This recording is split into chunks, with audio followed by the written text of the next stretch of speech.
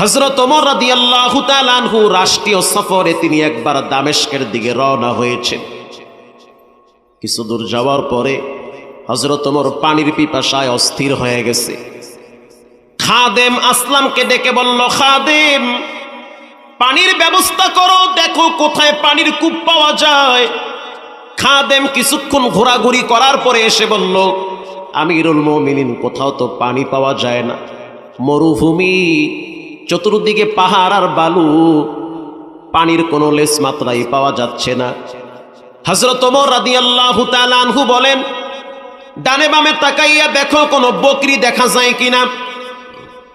খাদেম বলল, হ্যাঁ, অনেক দূরে দেখা যাইতেছে এক রাখাল কিছু বকরি নিয়ে যাইতেছে। এবার হযরত ওমর বলতে আছে, খাদেম, ওই রাখাল রে আমার কাছে ডেকে নিয়ে আসো। এবার রাখালকে যখন ডেকে নিয়ে আসতে গেল, রাখাল বলতে আছে, তুমি আমারে ডাইকা কই নিয়ে যাবা? খাদেম আসলাম বলতে আছে, এই মরুভূমির ভিতরে একজন মুসাফির আছে, যিনি তোমার সাথে একটু কথা বলবে। এবার খাদেম তো চিনে না, ইনি হলো অর্ধজাহানের প্রেসিডেন্ট। কাছে আসলো, আসার পরে হযরত ওমরের চরিত্র হলো সবসময় আগে সালাম দেয়। আল্লাহু আকবার, আগেই সালাম দেয়। সালাম দেওয়ার পরে মুসাফা হলো।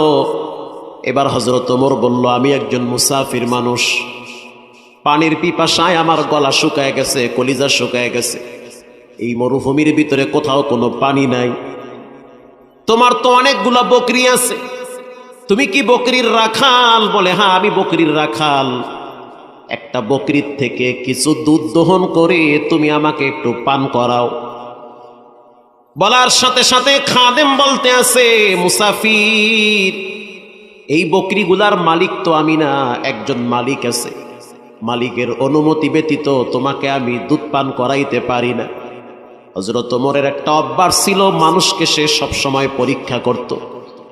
এবার হযরত ওমর চিন্তা করলো, দেখি রাখালের ভিতরে রবের ভয় কেমন আছে। হযরত ওমর রাদিয়াল্লাহু তাআলা আনহু রাখালকে বলল, রাখাল, তোমাকে আমি একটা ভালো প্রস্তাব দেই, দেখো প্রস্তাবটা কেমন হয়। রাখাল বলল, বলেন কি প্রস্তাব? প্রথম প্রস্তাব হলো, তোমার এই বকরির পাল থেকে একটা বকরি আমার কাছে বিক্রি করো। এরপরে বকরি বিক্রি করার পরে দুধ দহন করে তুমিও খাবা, আমিও খাবো। এরপরে জবাই করে সেটার গোশত তুমিও খাবা, আমিও খাবো। মাঝখান থেকে কিছু টাকাও তুমি পেয়ে যাবে।